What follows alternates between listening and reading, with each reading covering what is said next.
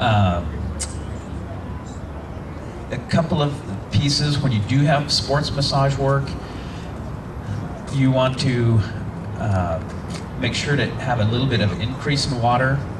There's a little saying, the solution to pollution is dilution. So when you've kicked up more inflammatory markers, slightly increase your water intake if you're already hydrated well. And basic common sense, be hydrated in the first place. But the word is xenobiotics. Those are the things that shouldn't be where they are and need to get cleaned up by the liver. So when you go get massage, you're inflaming tissue, generating xenobiotics. You need a little bit more water to process those.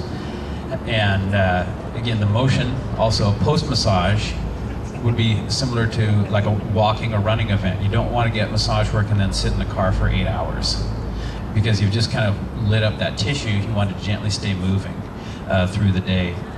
And not that you couldn't go to watch a movie or sit down for a couple of hours, but you want to make sure that you're spending time after the massage work moving, especially if you can think dynamically. The lighter the massage, the less you have to do that. The deeper the massage, then the more you want to do that, so that the irritated tissue can have good circulation. Any questions on massage work at all?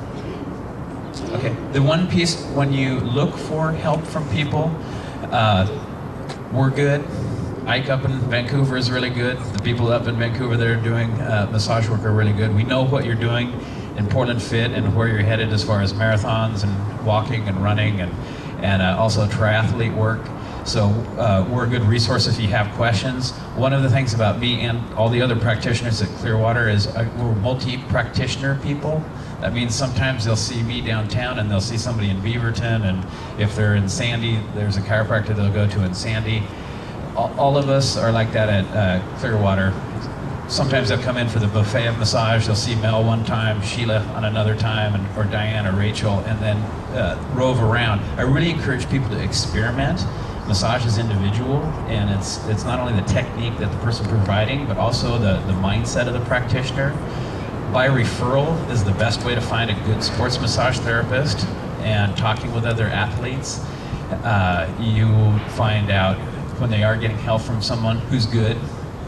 And I think that's the biggest piece. A person can say they are a sports massage therapist, and it's perfectly okay to say, how long have you been doing this? And one of the advantages that a massage therapist that works in a clinical setting, like with Ike or at Clearwater, is they see stuff fixed within a short amount of time.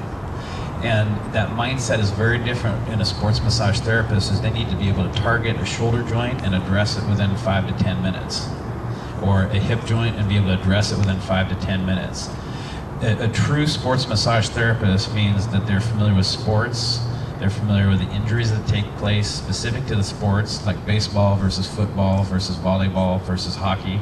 They're all individual type injuries. And then what your output needs are. If you're walking and running, which you are here, there are specific needs and specific patterns that when a person comes up and says they have a foot problem, we already know they have a hip problem as well. You can't at this point in the program have just a foot problem without your hip being involved. If you're doing less than 3 miles, you can have just a foot problem.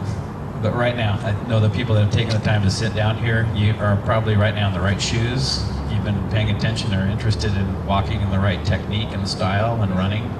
And so you're taking good care of yourself. So when something comes up for you now, this is a generalization, you probably have a higher pain threshold than the average person, and you're going to let stuff get a little worse than maybe the average person would before you get help. That's what gets your hip involved.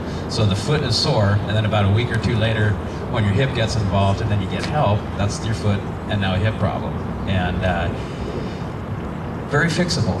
You just have to get with people that know what they're doing, and they just need to look at the whole body and why the foot decided to recruit other parts.